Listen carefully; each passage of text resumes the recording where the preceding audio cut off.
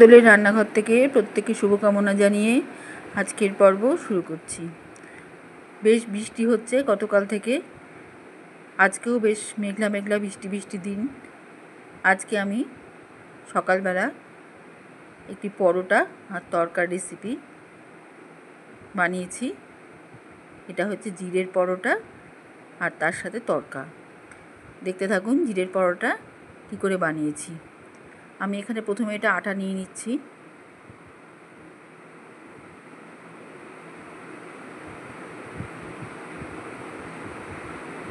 তারপরে ময়দা নিচ্ছি।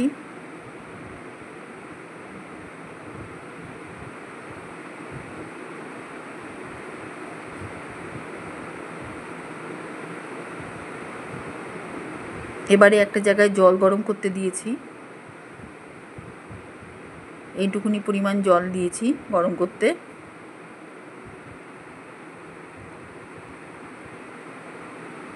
এবার গরম জলের মধ্যে লবণ দিয়ে দিলাম।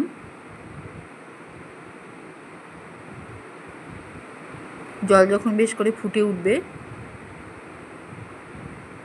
তখন চিনি দিয়ে দিব।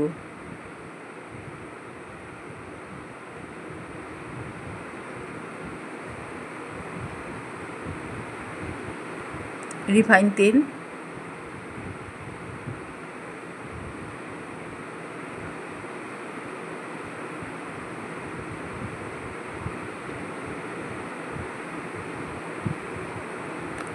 তেল, দিলাম। জলটা ভালো করে ফুটছে।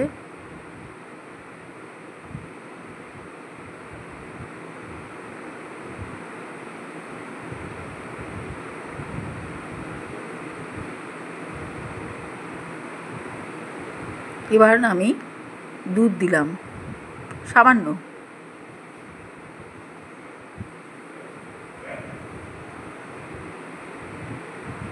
এবার এই মিশ্রণটা ভালো করে ফুটবে।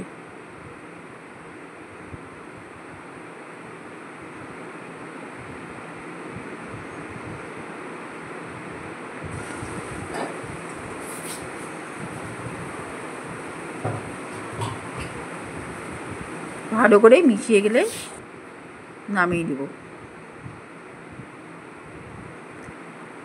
এবারে এই মিশ্রণটার মধ্যে আটা যেটা রেখেছিলাম, ময়দা আর আটা, সেটা দিয়ে দিচ্ছি।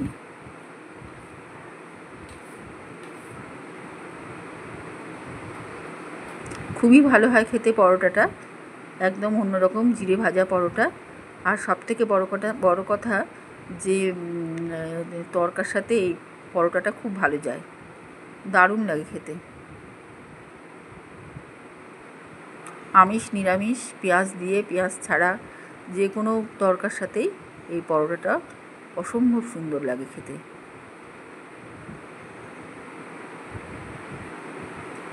এবারে সম্পূর্ণ জলীয় মিশ্রণটা আটা ময়দা সব টেনে নিবে, একটু ঝুড়ো ঝুড়ো ভাব হবে। মোটামুটি এটা নরম হয়ে এসছে, আটা ময়দাটা পুরো জলটাই টেনে নিয়েছে।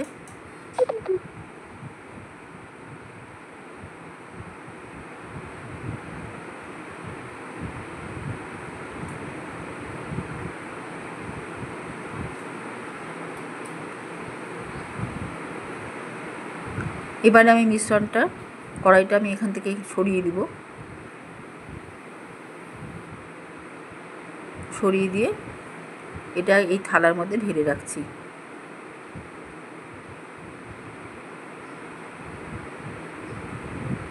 প্রচণ্ড গরম, এখন হাত দেওয়াই যাবে না।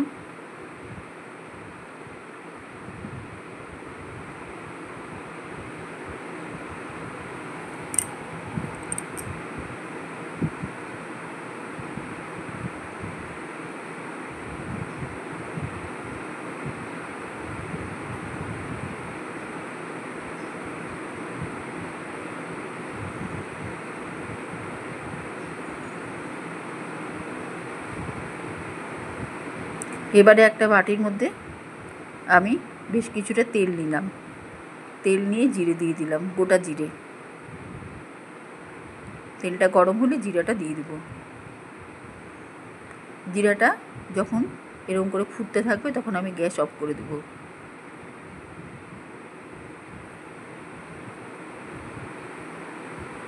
গ্যাস অফ করে দিয়েছি। জিরেটা ভাজা হয়ে গেছে, কেননা জ্বলে গেলে তিতো হয়ে যাবে। এবারে এই অফ করা গ্যাসের মধ্যে, কিন্তু তেলটা গরমই আছে, আমি একটু ঘি দিয়ে দিলাম।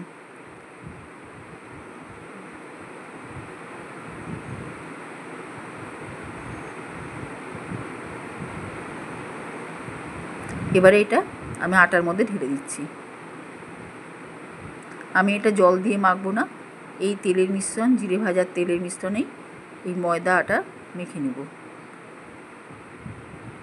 জলের দরকারও হবে না, এমনি নরম আছে। তার মধ্যে এই গরম অবস্থায় ঠান্ডা করে করে এরকম করে মেখে নেব।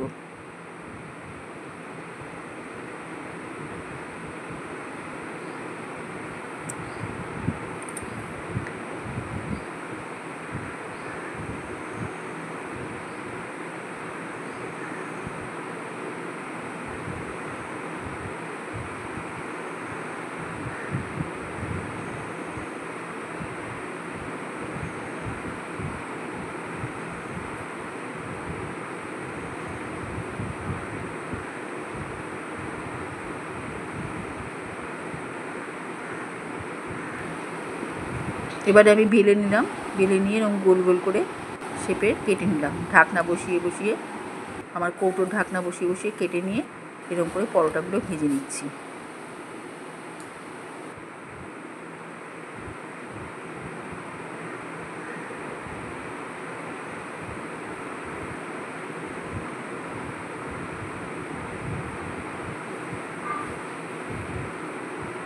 এটা ঠিক পরোটা না, শুধু সেঁকে নিব, কারণ এটা তেল দিয়েই বেশিরভাগ মাখা হয়েছে। সামান্য একটু তেল দিয়ে এপিট ওপিট করে একটু ভিতরটা কুক হয়ে গেলেই নামিয়ে নেব, কেননা তরকার সঙ্গে খেতে গেলে খুব একটা স্পাইসি করে ভাজলে খুব গুড়পাক হয়ে যাবে জিনিসটা। কাজেই একটু এপিট ওপিট করে সেঁকে নিলে খেতেও ভালো লাগবে, আর অত ক্ষতি করবে না। এইভাবে লাল লাল করে সেঁকে নেব। পরোটাগুলো খেতে খুবই ভালো লাগে, যা যা মিশ্রণে তৈরি সেটা সুস্বাদু করে। আর জিরে ভাজাটা ফ্লেভারের জন্য মুখে পড়লে খুব ভালো একটা স্বাদ নিয়ে আসে, তার সাথে তো তড়কা থাকছেই।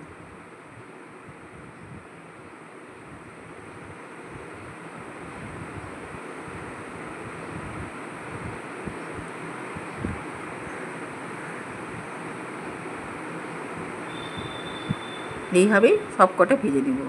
এবারে এরকম তড়কার সাথে পরিবেশন করব।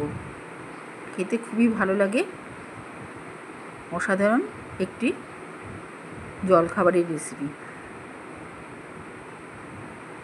সকাল সন্ধে যে কোনো সময় এর জবাব নেই। এর সাথে একটু স্যালাড দিলে আরও ভালো লাগবে। আমি এখানে পেঁয়াজ দিয়ে স্যালাড বানাবো না, কিন্তু পেঁয়াজ, শসা কুচি, টমেটো কুচি দিয়ে পরিবেশন করা যাবে। আর ওপরে একটু বাটার ছড়িয়ে নিলে আরও ভালো। আমি দিইনি, দিলে ভালো লাগবে।